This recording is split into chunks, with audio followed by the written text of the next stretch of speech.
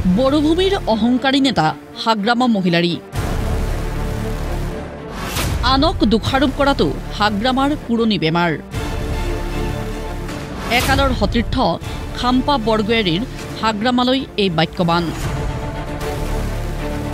কিন্তু কিয় বিপিএফ প্ৰধান হাগ্ৰামা মহিলাৰীৰ বিৰুদ্ধে সৰব ইউপিপিএলৰ নেতা খাম্পা বৰগোহাঞি?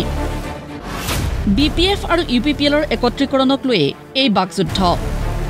হাগ্ৰামা মহিলাৰীয়ে কৈছিল একত্ৰীকৰণ নোহোৱাৰ বাবে দায়ী চন্দন ব্ৰহ্ম আৰু খাম্পা বৰগোহাঞি।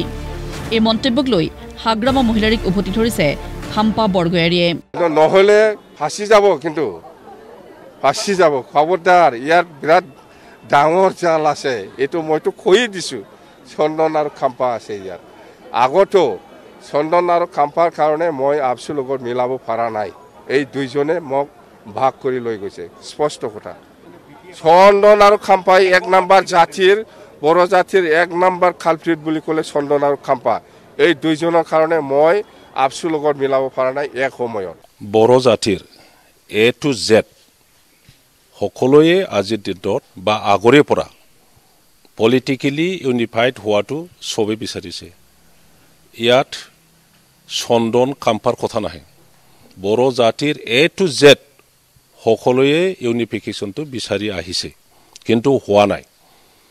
তেখেতে বেলেগক দোষাৰোপ কৰা, বেলেগক বেয়া কোৱাটো আজিৰ বেমাৰ নহয়, এইটো হ'ল হাগ্ৰামাৰ পুৰাণা বেমাৰ। কাৰণ তেখেতে ইমান অহংকাৰী, ভাবিছে যে এইবাৰ বিপিএফে মানে অবসলিউট মেজৰিটি লৈ পেলাই চৰকাৰ গঠন কৰিব। হাগ্ৰামা মহিলাৰী হেনো মিছলীয়া।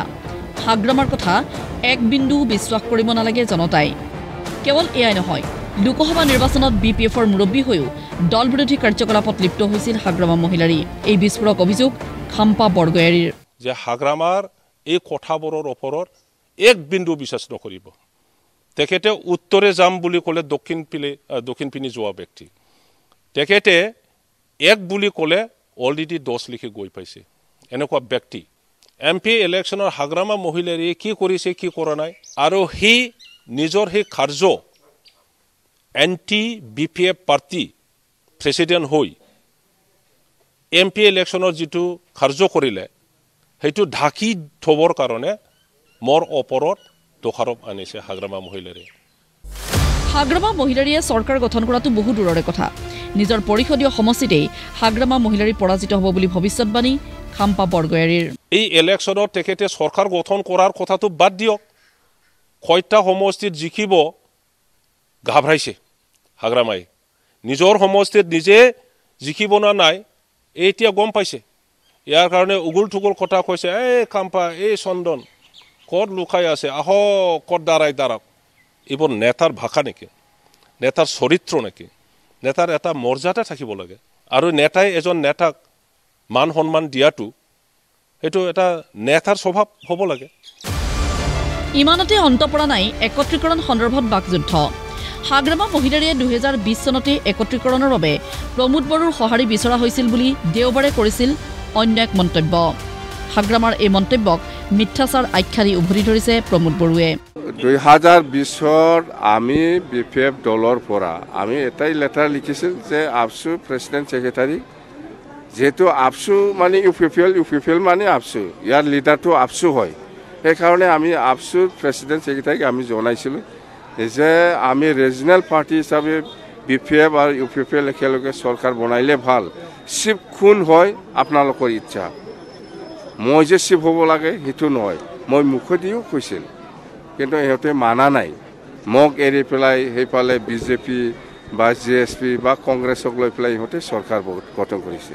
মোক এৰি পেলাই মোক কোকৰাঝাৰত থৈ পেলাই ইহঁতে ৰাতি সেই লিলি হোটেলত যাই পেলাই চৰকাৰ বনাইছে।